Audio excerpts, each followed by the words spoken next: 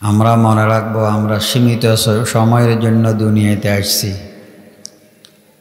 কখন কিভাবে এসেছি এটাও জানি না, আবার কখন চলে যাব এটাও বুঝি না। যিনি পাঠিয়েছেন উনি আবার নিয়ে যাবেন। যাওয়ার পরে আমাদের জীবনের শেষ না, মরার পরে আসল জীবনের শুরু। ময়দানে মাশরে উঠার পরে দুই ভাগে ভাগ হব, হয় জান্নাতি নয় জাহান্নামী। জান্নাত চির সুখের জায়গা, জাহান্নাম হইল চির দুঃখের জায়গা। জান্নাতে গেলে বান্দার মনের সকল আশা পুরা হবে, জাহান্নামে গেলে মনের একটি আশাও পূরণ হবে না। দুনিয়ার জীবনে কিছু আশা পূরণ হয় তাই খুশি হই, আবার কিছু আশা অপূরণ থাকে মনে ব্যথা পায়। এই জন্য দুনিয়ায় সুখ দুঃখের জায়গা। একক সুখের জায়গা হইল জান্নাত, আর একক দুঃখের জায়গা হইল জাহান্নাম। দুনিয়ায় দুইটার মিশ্রণ। একক দুঃখী কোনো মানুষ দুনিয়াতে নাই, আবার একক সুখীও নাই। সুখ আর দুঃখ একটি আরেকটার সাথে ওতপ্রোতভাবে জড়িত, ছায়ার মতো। এই হাসে, হাসার পরে কাঁদে, আবার যিনি দুঃখে কাঁদে আরেকটা সুসংবাদ পাইলে উনি হাসে। তো এই হাসি খুশি সুখে দুঃখের এই দুনিয়ার জীবন। এই জীবনে আল্লাহ রাব্বুল আলামিন আমাকে আপনাকে প্রেরণ করছেন। আল্লাহ রাব্বুল আলামিন বলেন একমাত্র আমার ইবাদতের জন্য। এজন্য কোরআন বলে ওমা খালাকতুল জিন্না ওয়াল ইনসা ইল্লা লিয়াবুদুন। আল্লাহ বলেন আমি জিন এবং ইনসানকে তৈরি করেছি একমাত্র আমার ইবাদতের জন্য, আমার পরিচয়ের জন্য। আর এই দুনিয়াতে সৃষ্টির পরে আল্লাহর হাবিব ইরশাদ করেন, যে হাদিসটা আমি পড়ছি আগে অর্থ বলে দিই। রাসূল খোদা সাল্লাল্লাহু আলাইহি ওয়াসাল্লাম ইরশাদ করেন, নিশ্চয়ই মানুষের দেহের মাঝে এমন একটি গোশতের টুকরা আছে, যেই গোশতের টুকরা যদি ভালো হয় তাহলে পুরা দেহখানা ভালো থাকে। আবার এই গোশতের টুকরা যদি নষ্ট হয়ে যায় তাহলে পুরা দেহখানা নষ্ট হয়। দেহের অঙ্গ দিয়ে নষ্টামি ছাড়া আর কিছু নাই। সেই দেহের গোশতের টুকরার নাম কি? আল্লাহর হাবিব বলেন আলা ওয়াহিয়াল কলব, সেটা হইল মানুষের অন্তর। তাই যদি মন শুদ্ধ থাকে অঙ্গ শুদ্ধ থাকবে। মন যদি খারাপ হয় অঙ্গ দিয়ে খারাপ কাম হয়। এজন্য ভালো মন্দ নির্ভর করে মনের উপরে। চোরের চুরির খেয়াল মনে জাগে। এই মনে যদি চুরির খেয়াল জাগে তখন এই মনে পাকে আদেশ করে চলার জন্যে, হাতকে আদেশ করে ধরার জন্যে, মাথাকে আদেশ করে বহন করে নেওয়ার জন্যে। মনে যদি চুরির খেয়াল না আসতো তাহলে কদম চলত না। ঠিক না বেঠিক? কাউকে দেখলে মন যদি খারাপ লাগে তাহলে হাতের কাছে কিছু পাইলে ছুঁড়ে মারে। আবার কারোরে দেখলে মনে যদি ভালো লাগে তারে জড়াই ধরি আদর করে। তাহলে বোঝা গেল ভালো মন্দ সব নির্ভর করে মনের উপরে। এই মন যদি খারাপ হয় দেহখানা খারাপ, অঙ্গ দিয়ে খারাপ কাম হয়। খুনের খেয়াল কোথায় জাগে? মনে জাগে। তো এই জন্য আল্লাহর রাসূল বলে আলা ইন্না ফিল জাসাদে লামুযগা, নিশ্চয়ই দেহের মাঝে এমন একটি গোশতের টুকরা আছে যেটা ভালো হইলে অঙ্গ দিয়ে ভালো কাম হবে, যেটা খারাপ হয়ে গেলে এই অঙ্গ দিয়ে খারাপ হবে। সেই অঙ্গ হইল কলব। অন্য হাদিসে আল্লাহর রাসূল ইরশাদ করেন আলা ইন্নাল কুলুবা তাসদাউ কামা ইয়াসদাউল হাদিদু ইযা আসাবাহুল মা। বলে জেনে রেখো নিশ্চয়ই মানুষের এই অন্তরে মরিচা পড়ে। যেমনিভাবে লোহাতে পানি লাগলে মরিচা ধরে, তাই লোহা যদি পানির সংস্রবে যায় তাহলে লোহা মরিচা ধরে শেষ হয়ে যায়। তো আল্লাহর রাসূল বলে লোহাতে পানি লাগলে যেমন মরিচা ধরে, তেমনিভাবে মানুষের এই কলবের ভিতরেও মরিচা পড়ে। সাহাবায়ে কেরাম রিজওয়ানুল্লাহ তাআলা আনহুম আজমাইন প্রশ্ন করলেন, কিলা ইয়া রাসূলুল্লাহ মা জালাউহা, সেই কলবের মরিচা দূর করার ব্যবস্থা কি? লোহার মরিচা তো দূর হয় আগুনে পুড়ে রেত দিয়ে ঘষা দিলে, কিন্তু কলবে যে মরিচা পড়ে সেই মরিচা দূর করার ব্যবস্থা হবে কি? তা আল্লাহর রাসূল ইরশাদ করেন, কিলা ইয়া রাসূলুল্লাহ মা জালাউহা ক্বালা কাসরাতু যিকরিল মাউত ওয়া তিলাওয়াতুল কুরআন। আল্লাহর রাসূল সাল্লাল্লাহু আলাইহি ওয়াসাল্লাম বলেন, কলবের মরিচা দূর করার যন্ত্র হইল বেশি বেশি মৃত্যুকে স্মরণ করা। বলেন কি করা? তাই মৃত্যুকে যদি মানুষ বেশি বেশি স্মরণ করতে পারে, তাহলে ওই কলবের মধ্যে আর মরিচা থাকবে না, ওই মরিচা দূর হয়ে যাবে। সেই কলবের মরিচাটা কি, এটাও তো আমাদের বুঝতে হবে। কলবের মরিচা এই যে আমাদের ভিতরে লোভ, লালসা, হিংসা, বিদ্বেষ, অহংকার, অহমিকা, এগুলা সব হইল কলবের রোগ। কিসের রোগ? কলবের। তাই আমার অন্তরকে, লোহাকে যেমন ফানি লাগলে ফানিয়ে মরিচা ধরি লোহাকে শেষ করে দে, ঠিক মানুষের অন্তরের লোভ, লালসা, হিংসা, বিদ্বেষ, অহংকার, এগুলা মানুষের অন্তরের মরিচা, অন্তরের রোগ। এই রোগে আমার কলবকে নষ্ট করে দেয়। আর এই কলব যদি নষ্ট হয়, তাহলে অঙ্গ দিয়ে ভালো কাম হওয়ার আর কোনো সুযোগ নাই। তো এই কলবের এই মরিচাগুলা দূর হয়। আল্লাহর হাবিব বলেন, ক্বালা কাসরাতু যিকরিল মাউত, বেশি বেশি মৃত্যুকে স্মরণ করা। এখন মৃত্যুরে বেশি বেশি স্মরণ করতে হবে। মৃত্যুরে তো আমরা স্বীকার করি, কিন্তু স্মরণ রাখতে পারি না। এই মৃত্যুর স্মরণ মানুষের যাবতীয় পাপ থেকে রক্ষা করার একমাত্র মাধ্যম। এজন্য কোনো মানুষ যদি মৃত্যু মুখে পড়ে, দেখবেন তার কারণে যদি মানুষ কষ্ট পায়, দেখা করতে গেলে ক্ষমা চেয়ে নেই, যে ভাই আমারে ক্ষমা করে দিও, অনেক কষ্ট দিছি তোমাদেরে। বোঝা যায় জালেমও মাপ চায়। যদি সে বুঝে আমি বাঁচব না, তো আমি আর আপনি যদি সার্বক্ষণিক নিজের মৃত্যুকে স্মরণ রাখতে পারি, তাহলে আমার দ্বারাই আর পাপ হওয়ার কোনো সুযোগ থাকে না। তো মৃত্যুরে তো স্বীকার করে সবাই, কিন্তু স্মরণ রাখতে পারে না। এই জন্য আল্লাহ রাব্বুল আলামিন কালামে মজিদের ভিতরে বারবার মৃত্যুর কথা আলোচনা করেছেন, আমার আর আপনার থেকে স্বীকার করাইবার জন্যে নয়, স্মরণ রাখাইবার জন্যে। আল্লাহ আমাদিগকে মৃত্যুকে স্মরণ রেখে বাঁচার তৌফিক দান করেন। এজন্য রাসূল খোদা সাল্লাল্লাহু আলাইহি ওয়াসাল্লাম ইরশাদ করেন, আয়েশ মা শিতা ফাইন্নাকা মাইয়িতুন, বেঁচে থাকো তুমি নিজেকে মৃত ভেবে। সেই মৃত্যু কত কাছে, আমরা আর আপনার জীবনটা কত ক্ষুদ্র। আমরা মনে করি 50-60 বছরের জীবন আমার, আসলে 50-60 বছরের নয়। আমার আর আপনার জীবন হইল একটা শ্বাস, নিঃশ্বাস যেটা টানি, এটা আবার ছেড়ে দিই। আরেকটা নিঃশ্বাস নিতে পারলে নতুন জীবন পেয়েছি, যদি নিতে না পারি তাহলে বলবে আমি মরে গেছি, ঠিক না? তাই আমার আর আপনার জীবন হইল প্রতিটা নিঃশ্বাস। এই নিঃশ্বাসের কোটা নিয়ে মানুষ দুনিয়াতে আসে।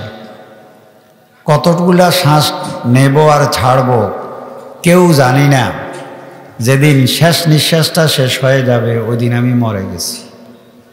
তাহলে আমার আর আপনার প্রতিটা নিঃশ্বাস নতুন জীবন। এই ক্ষুদ্র জীবন নিয়ে আমি আর আপনি কত বাহাদুরি। তো আল্লাহ রাব্বুল আলামিন আমার আর আপনার জীবনকে শোধরানোর জন্যে এই মৃত্যুর স্মরণ বড় উপকারী। এই হলো এক। নাম্বার 2, আল্লাহ রাসূল বলেন, ক্বালা কাসরাতু যিকরিল মাউত ওয়া তিলাওয়াতুল কুরআন, তেলাওয়াতে কোরআন মানুষের অন্তরের মরিচাকে দূর করে। মৃত্যুর স্মরণে যদি মরিচা দূর হয়, তেলাওয়াতে কোরআনের দ্বারাই ওই কলবের ভিতরে রং লেগে যাবে। মরিচা দূর না করে রং দিলে রং ধরে না, জঙ্গের উপরে রং দেওয়া যায় না, আগে জং দূর করতে হয়। এই জন্য মৃত্যুর স্মরণ কলবের লোভ, লালসা, হিংসা, বিদ্বেষ এগুলাকে দূর করে দেয়। আর তেলাওয়াতে কোরআনে মানুষের কলবের ভিতরে রং ধরায়। কেমনে তেলাওয়াতে কোরআনে রং ধরায়? এই কোরআন মানুষকে মানুষ বানায়। এজন্য কথায় বলে কোনো সন্তানের বাবতে, এই ছেলেটা অমানুষ, কেউ বলে এটা জানোয়ার, কেউ বলে এটা জানোয়ারের চেয়ে আরো অদম, সিগাল কুকুরও তার চেয়ে অনেক ভালো। প্রশ্ন জাগে, মানব সন্তান মানব কুলে জন্ম নিয়েছে, তাকে অমানুষ কেন বলে? তো কোরআন একই উত্তর দেয়, এরে অমানুষ এজন্য বলে, কোরআন যেই কাজগুলা করতে বলে আর কিছু কাজ আছে করতে নিষেধ করে। তো যেই মানব সন্তানে কোরআনের নিষিদ্ধ কাজগুলা করতে থাকে তাকে মানুষ অমানুষ বলে। যেমন কোরআন বলে চুরি করবে না, ডাকাতি করবে না, খুন খারাপি করবে না, জোর জুলুম করবে না, অত্যাচার অবিচার করবে না, অসামাজিক কাজ করবে না, মানুষের কষ্ট দেবে না। আর এই কাজগুলা যে মানব সন্তানে করে বসে, তখনই ওই সন্তানটাকে মানুষ বলে, এই হইল অমানুষ। ঠিক না ভাই? আর কোরআন যেই কাজগুলা করতে বলে যদি ওই কাজগুলাই করে, তাহলে মানুষ ওই সন্তানকে সোনার ছেলে বলে। এই জন্য কোরআন মানুষের দিলের জাঙ্কারে দূর করে রং ধরাই দেয়। আল্লাহর রাসূল সাল্লাল্লাহু আলাইহি ওয়াসাল্লাম আরেক হাদিসে এইভাবে বলে, ইন্নাল্লাযী লাইসা ফি জাওফিহি শাইউম মিনাল কোরআন কাল বাইতিল খারিব। নিশ্চয়ই যার মাঝে কোরআনের কোনো অংশ নাই, যেই ব্যক্তি কোরআন পড়তে জানে না, যার মাঝে কোরআন নাই, কয় সেই হইল বিরান বাড়ি, বিরান ঘরের মতো। যেই ঘরে মানুষ নাই ওই ঘরে পোকা মাকড় থাকে, সাপ বিচ্ছু থাকে, থাকে না ভাই? যেই জঙ্গলে মানুষ নাই ওই জঙ্গলে বাঘ ভাল্লুক থাকে। যেই জায়গা বেআবাদি ওই বেআবাদি জায়গায় সাপদর বিষ থাকে, বিষদর সাপ থাকে। তা আল্লাহর রাসূল বলে, যেই দিলে কোরআন নাই ওই দিলটা হইল বেআবাদি বাড়ির মতো। বেআবাদি বাড়িতে সাপ বিচ্ছু যেটা মানুষের ক্ষতি করে, কোরআন শূন্য হৃদয় ওই দিলেও সাপ বিচ্ছুর বাসা হয়। সেই সাপ বিচ্ছু হইল লোভ, লালসা। লোভে মানুষ মানুষকে খুন করে, করে না ভাই? সাপে যেরকম মানুষকে কামড় দিলে মানুষ মরে, লোভী মানুষের লোভের দৃষ্টি যদি আমার প্রতি পড়ে তাহলে শুধু আমাকে মারবে না, আমার বংশসহ শেষ করে দেবে। তাহলে বেয়াবাদি জায়গার সাপ এত ভয়ঙ্কর নয় আমার আর আপনার জন্যে। একজন কোরআন শূন্য মানুষ আরেকজন মানুষের জন্যে, লোভী মানুষ মানুষের জন্যে যত না ভয়ঙ্কর। তো মানুষের ওই দিলের লোভ, লালসা, হিংসা, বিদ্বেষ এগুলা দূর করে কিসে? কোরআন, কোরআনের শিক্ষায়। এই জন্য আল্লাহর হাবিব বলে, ইন্নাল্লাযী লাইসা ফি জাওফিহি শাইউম মিনাল কোরআন কাল বাইতিল খারিব। বিরান বাড়িতে যেরকম সাপ বিচ্ছুর বাসা, কোরআন শূন্য হৃদয়ও এরকমই বেআবাদি। তো বিরান জায়গা আবাদ হয় মানুষ দিয়ে। কি দিয়ে? যদি মানুষ যায় ওখানে সাপ বিচ্ছু থাকে না, আস্তে আস্তে ওগুলা সরে যায়। ঠিক আল্লাহর রাসূল বলে, মানুষের কলবের ভূমি আবাদ হয় কোরআন দিয়ে। বলেন কি দিয়ে? কোরআন দিয়ে। যেই দিলে কোরআন নাই ওই দিল বেআবাদি। এই কোরআন মানুষের দিলের ভূমিকে আবাদ করে। তাই কোরআনের কোনো বিকল্প নাই। এজন্যই আল্লাহ রাব্বুল আলামিন কালাম মজিদে ইরশাদ করেন, আর রহমান আল্লামাল কোরআন খালাকাল ইনসান আল্লামাহুল বায়ান। বলে রহমানে কোরআন শিখাই মানুষ বানায়। তাই যে কোরআন পড়বে না সে মানুষ হওয়ার কোনো সুযোগ নাই। তো মানুষ না হইলে কি হয়? কোরআনের অন্য আয়াতে আল্লাহ রাব্বুল আলামিন ইরশাদ করেন, আল্লাহু আকবার,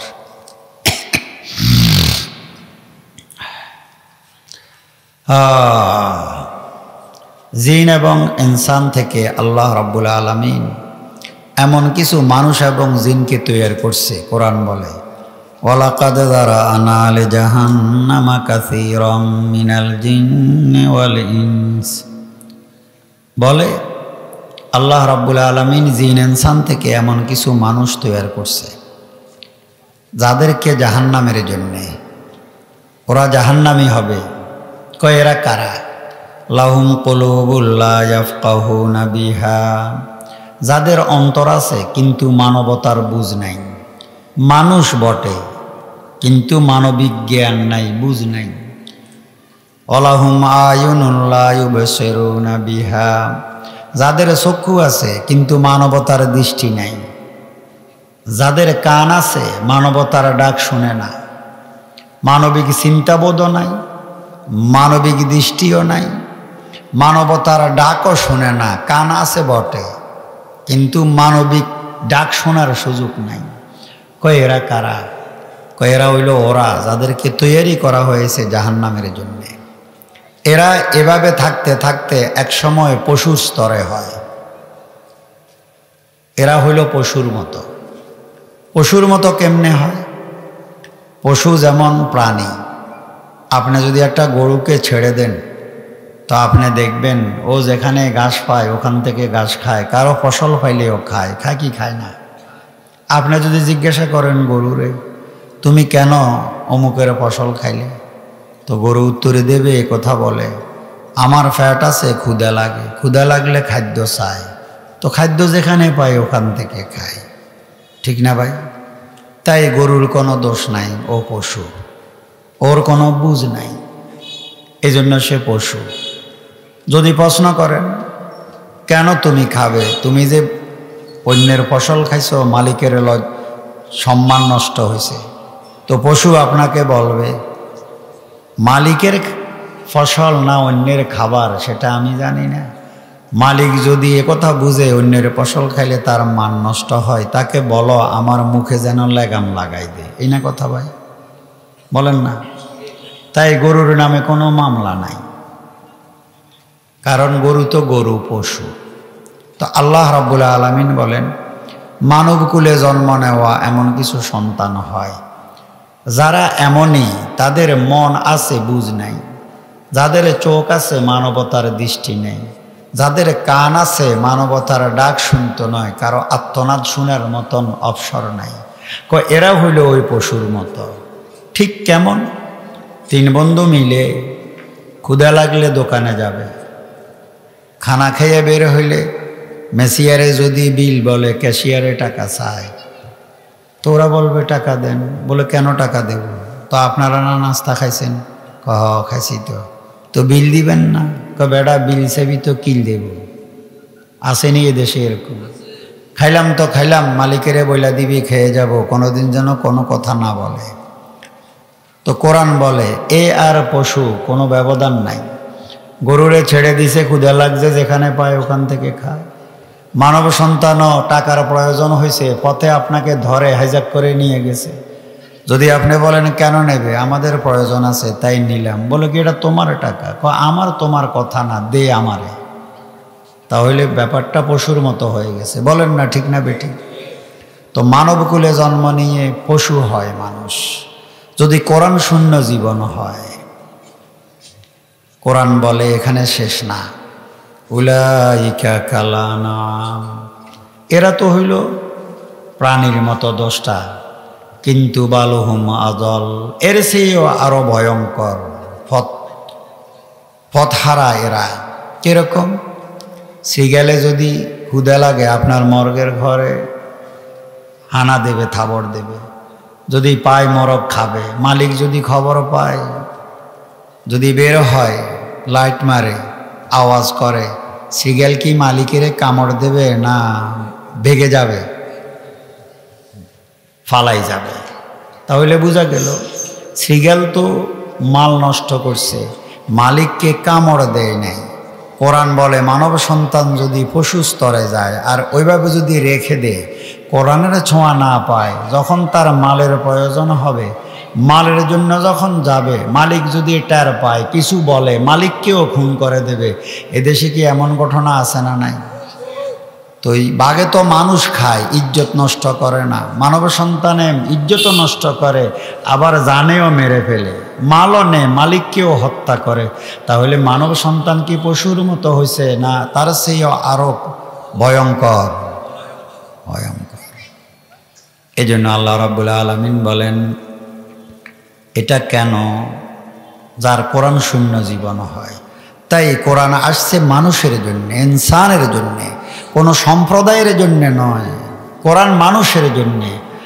তাই কোরআন মানুষের জীবনে কত প্রয়োজন। বলে অক্সিজেন নিয়ে যেই জীবন পাওয়া যায়, ওই জীবনে যদি কোরআন না থাকে তাহলে এই অক্সিজেন নিয়ে বেঁচে থাকলেও কোনো লাভ নাই। তাই আমার আর আপনার জীবনের জন্য অক্সিজেনের যত প্রয়োজন, তার চেয়ে বেশি কোরআনের প্রয়োজন। আসেন, সেই কোরআন আল্লাহ রাব্বুল আলামিন আমার আর আপনার জন্য দান করেছেন। এই কোরআনের কামে হইল মনের জগতে কাজ করা। বলেন কি করা? মন, মন, মন। আল্লাহ রাব্বুল আলামিন এই দেহখানাকে তৈয়ার করছেন 4 ধাতু দিয়ে, আগুন, পানি, মাটি, বাতাস।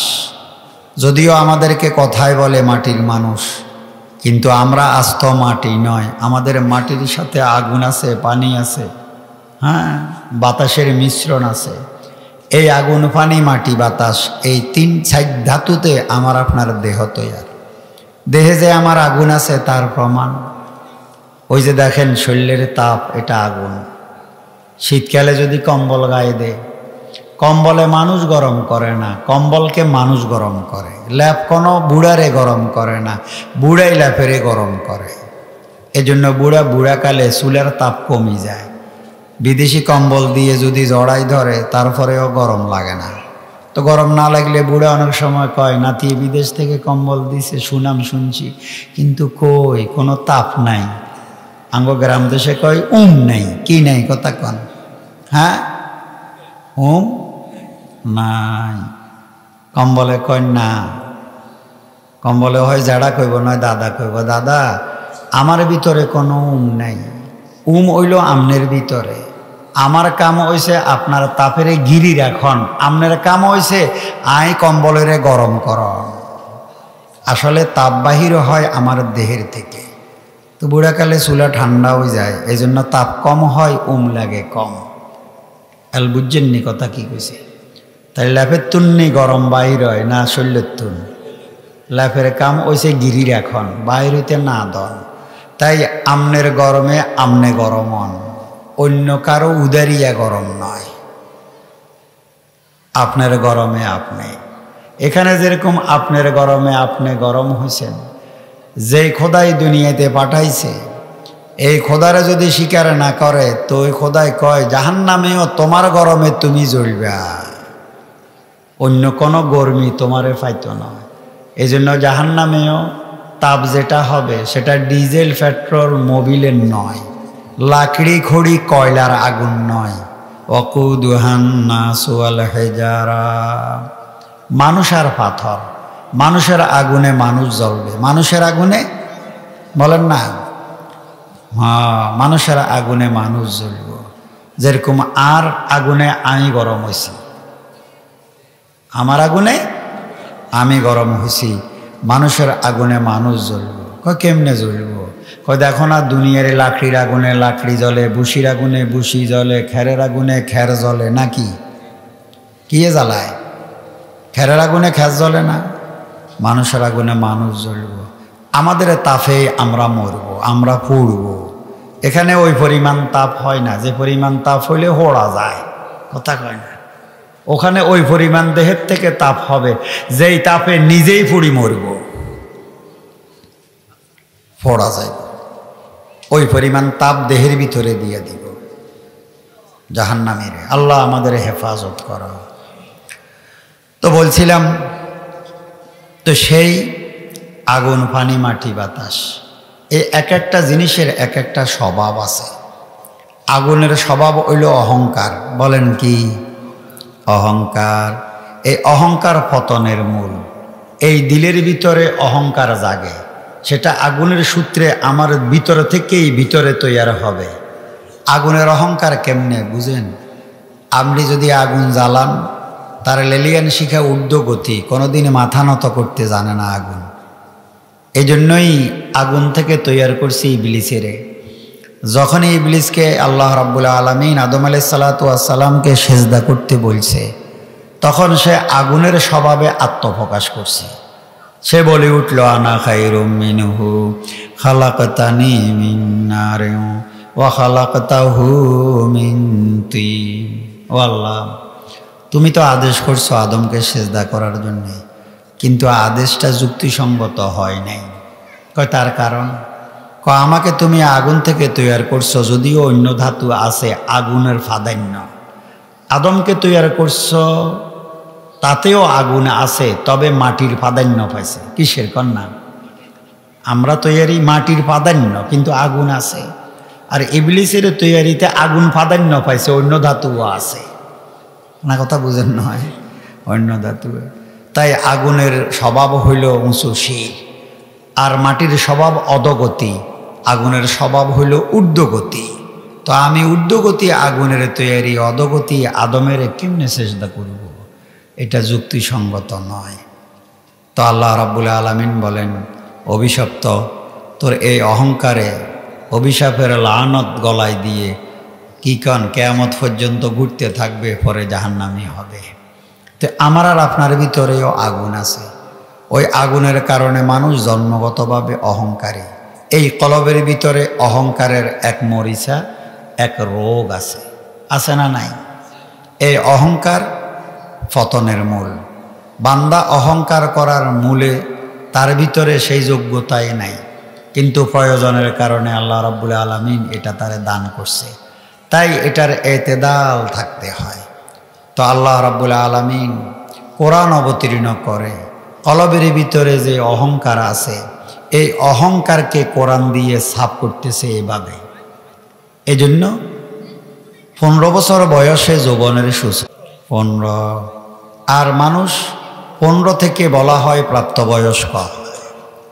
হ্যাঁ, তো যৌবনে দেহের তাপ বাড়ে, রক্ত গরম, অহংকারের বসে যত মাতলামি পাগলামি, পৃথিবীতে যত অনাচার অবিচার, জোর জুলুম, খুন নির্যাতন, চুরি ডাকাতি, মারামারি, কাটাকাটি, রাহাজানি, যত জায়গায় যত কিছু, সব কিছুর পিছনে ভাবেন যুবকেরে। কারে কথা কন? 7 বছরের শিশুও খুনাখুনি করে না, 90 বছরের বুড়াও অস্ত্র হাতে দৌড়ে না, দৌড়ে কিচ্ছু করে না। কিন্তু পৃথিবীতে যত অপকর্ম, যত অনাচার, যৌবনকাল যুবক। যদি বলেন চুরি বেড়ে গেছে, তাহলে এই চোর বয়সে কোন বয়সের হবে? কন্যা যৌবনের। বলেন না, সাধারণত যৌবনের, ঠিক না?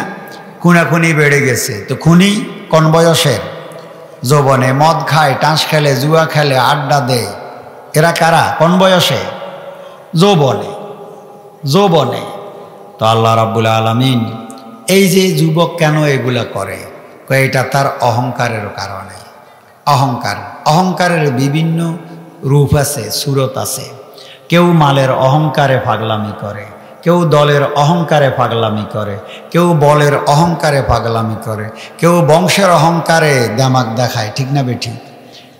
তো ওই যুবকের গায়ে বল তো আছে, এর লগে যদি দল থাকে, এর লগে যদি মাল থাকে, এর সাথে যদি পদ থাকে, তাহলে এই পাগলা যুবকের কে সামলাবে? বলেন না, সামলাতে পারবো? কেউ পারবে না। তো তার দলনে তো মানুষ ধ্বংস হয়ে যাবে। তো আল্লাহ রাব্বুল আলামিন করলেন কি দেখেন, তো বান্দারে 15 বছর বয়সে নামাজ ফরজ করে দিছে। বলেন কি কি ফরজ করছে? কন্যা নামাজ। নামাজ, এই নামাজ ফরজ করে আল্লাহ রাব্বুল আলামিন মেরাজের রজনীতে আল্লাহর হাবিবকে বলে, ইন্নী ইফতারাস্তু আলা উম্মাতিকা খামসা সালাওয়াত। হে হাবিব, আমি আপনার উম্মতের উপরে 5 ওয়াক্ত নামাজকে ফরজ করেছি। ওয়াইতু লাহু ইনদি আহাদা, আমার জিম্মাতে এক দায়িত্ব রেখেছি। কি? আন্নাহু মান হাফাজা আলাইহিন্না লিওয়াক্তিহিন্না, উম্মতের যেই বান্দাবান্দি 5 ওয়াক্ত নামাজকে সময় মতো আদায় করবে। কোন মতো বলেন না? ইন্না সলাতা কানাত আলাল মুমিনিনা কিতাবাম মাওকুতা। নামাজ কিন্তু সময় মতো ফরজ, 12 মাসি ইবাদত, দৈনিক 5 বার, 5 ওয়াক্ত নির্দিষ্ট করা। তো আল্লাহ রাব্বুল আলামিন বলেন, এই উম্মতের যেই বান্দাবান্দি সময় মতো 5 ওয়াক্ত নামাজকে আদায় করবে, আদখালতুল জান্নাতা ফি আহাদি, আমি নিজ জিম্মায় তারে জান্নাতে প্রবেশ করাই দেব। জান্নাতে তো মরার পরে, এটা আমরা বুঝি। ও ভাই, যে কাম করলে জান্নাতে যায় মরার পরে, ওই কাম যদি মানুষ করে তাহলে দুনিয়াতেও স্বর্গীয় সুখ, জান্নাতি সুখ পাবে। যেই কাম করলে মানুষ পরকালে জাহান্নামে যাবে, ওই কাম যদি দুনিয়াতে চলতে থাকে তাহলে দুনিয়াটাও জাহান্নাম হয়ে যাবে। যেমন চুরি করলে কোনায় যাইব বলেন না? জাহান্নামে। চুরি যদি দুনিয়াতে চলে তো দুনিয়ার জীবনের কোনো শান্তি আছে ভাই ঘরে? খুন করলে জাহান্নামে যাবে, যদি খুনের চর্চা চলতে থাকে দুনিয়ার জীবনেও তো কোনো শান্তি আসবে না। তো কি বুঝলেন? যেই কাজ করলে জান্নাতে যায়, ওই কাজ যদি বান্দা করে মরার পরে যেমন জান্নাতে যাবে, দুনিয়ার জীবনেও স্বর্গীয় সুখ পাবে। তো আল্লাহ রাব্বুল আলামিন বলেন, 5 ওয়াক্ত নামাজ যদি সময় মতো বান্দাবান্দি পড়ে। এখন সময় কখন? একটা হইল নামাজের সময়, আর একটা হইল হরণ্যার সময়। তো ফরণ্যার সময় হলো 15 বছর থেকে। কোন বছর থেকে? মাত্র 15 বছর বয়স হয়েছে একটা, বলে শরীয়তে এ প্রাপ্তবয়স্ক, এ যৌবনের মুখ দেখছে। আর আল্লাহ বলেন, এই যুবকের উপরে, এই যুবতীর উপরে 5 ওয়াক্ত নামাজকে ফরজ করে দিলাম। তবে এই 15 বছরের শিশু যদি যৌবনের সবে মুখ দেখছে মাত্র, এখন থেকে যদি নিয়মিত 5 ওয়াক্ত নামাজ সময় মতো পড়ে, তোই কোরআন বলে ইন্না সলাতা তানহা আনিল ফাহশাই ওয়াল মুনকার, নিশ্চয়ই নামাজ নামাজিকে যাবতীয় গর্হিত কাজ থেকে হেফাজত করবে। আমার 15 বছরের সন্তান যদি 5 ওয়াক্ত নামাজকে সময় মতো পড়ে, তো নামাজ যদি তারে যাবতীয় গর্হিত কাজ থেকে, পাপ থেকে, অন্যায় থেকে, অবিচার থেকে, গুনাহ থেকে যদি হেফাজত করে, তাহলে তো আমার সন্তান জন্ম থেকে পুত পবিত্র জীবন নিয়ে বড় হইতে আছে। তাহলে দুনিয়াতে চুরি ডাকাতি থাকবো নি ভাই? খুনাখুনি থাকবো নি? আমনগণ শীতের মৌসুমে রস চুরি হইব নি? কেউ ডাব চুরি হইব নি? হইতো না। তাহলে দুনিয়ার জীবনে জান মাল ইজ্জতের নিরাপত্তা, আজকে সারা দেশে জান মাল ইজ্জতের নিরাপত্তা নাই। মানুষের মৌলিক সমস্যায় 3টা। প্রত্যেকটা মানুষ আত্মার শান্তি পায় জন্মের পরে বেঁচে থেকে, খুশি হইল যদি 3টা জিনিসের গ্যারান্টি পায়। 1 হইল জীবনের নিরাপত্তা, 2 হইল সম্পদের মালের নিরাপত্তা, 3 হইল ইজ্জতের নিরাপত্তা। আজকের এই পৃথিবীতে কেউ যদি বলে জান মাল ইজ্জতের নিরাপত্তা নাই, জীবনের কোনো নিশ্চয়তা নাই, সম্পদের কোনো হেফাজত নাই, মা বোনের সম্মানে মানুষের ইজ্জত নিয়ে বাঁচার কোনো ব্যবস্থা নাই, তাহলে কোরআন বলে নিশ্চয়ই ওই সমাজে যুবকেরা নামাজি। কি নয় কথা কন? কোন বয়সের যুবক? যুবকেরা যদি নামাজি হয়, 3টার নিরাপত্তা হবে।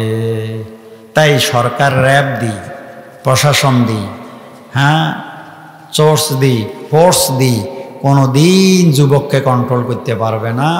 কোরআন বলে যুবককে কন্ট্রোল করতে পারবে নামাজ।